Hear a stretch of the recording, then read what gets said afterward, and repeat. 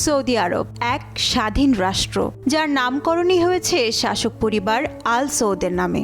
ইতিহাসে এমন ঘটনা অনন্য। সরাসরি কোনো পরিবারের নাম অনুসারে একটি দেশের নামকরণের দ্বিতীয় উদাহরণ খুঁজে পাওয়া কঠিন। ফলে সৌদি রাজপরিবারের গুরুত্ব এক্ষেত্রে শুধু ক্ষমতার কেন্দ্র হিসেবে নয়, বরং রাষ্ট্রের পরিচয়ে স্থায়ীভাবে জড়িত।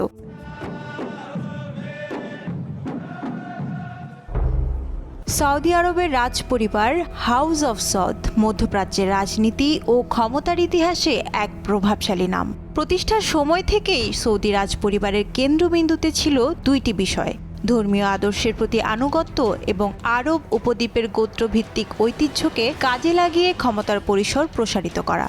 তবে ইতিহাস জুড়েই দেখা গেছে বাহ্যিক শত্রুদের মোকাবেলা ছাড়াও সৌদি রাজপরিবারকে সামলাতে হয়েছে পরিবার